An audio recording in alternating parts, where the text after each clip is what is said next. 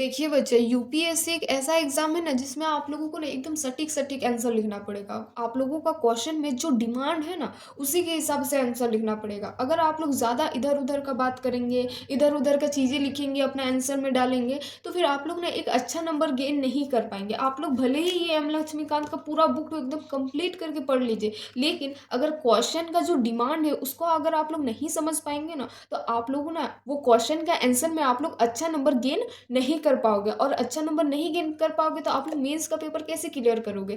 चलो माना कि प्रीलिम्स आप लोगों का क्लियर हो गया, ओएमआर रहता है उसमें कोनो ज़्यादा दिक्कत नहीं रहता है, लेकिन मेंस का पेपर में तो आप लोगों को लिखना पड़ेगा ना, आप लोगों को आंसर राइटिंग करना पड़ेगा। अगर आप लोगों के पास आंसर राइटिंग स्किल ही नहीं होगा, जो क्वेश्चन का डिमांड है उसी को समझ ही नहीं पाओगे, तो फिर क्वेश्चन को कैसे लिखोगे? नहीं ना लिख पाओगे। इसीलिए जितना से ज़्यादा प्रैक्टिस करोगे उतना ज़्यादा आप लोगों के लिए बेटर होगा।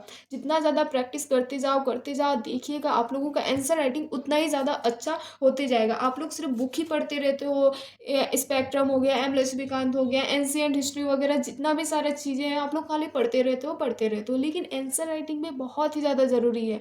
आप लोगों को सिर्फ़ प्रीलिम्स तक ही नहीं ना सीमित रहना है, मेंस भी क्लियर करना है, इंटरव्यू भी क्लियर करना है, लेकिन सब चीज़ को देख के जाना पड़ेगा। सिर्फ़ आप लोग एक ही चीज़ को फ़ोकस करके चलोगे ना, तो फिर नहीं हो पाएगा। इसीलिए जो यूपीएससी में क्वेश्चन पूछा जाता है उसका डिमांड को समझना है और डिमांड को समझने के लिए आप लोगों को हद से ज़्यादा क्वेश्चन का प्रैक्टिस करना पड़ेगा, चाहे पीवाईक्यू से हो, चाहे खुद से क्वेश्चन बना रहे हो, चाहे कहीं का टेस्ट सीरीज़ खरीद लिया हो। बहुत सारे टेस्ट सीरीज़ भी अभी आ गए हैं, अवेलेबल हो गए हैं, आप लोग जाके खरीद सकते हैं, अपना प्रैक्टिस को चेक कर सकते हैं। जितना चेक करेंगे ना कि हम लिखने सक रहे हैं कि नहीं लिखने सक रहे हैं, उतना ज़्यादा बेटर होगा आप लोगों के लिए।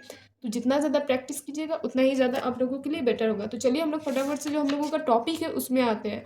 बहुत ही ज़्यादा ही आज हम आप लोगों को लेक्चर दे दिए, हम अब हम लोग अपना टॉपिक पर आते हैं।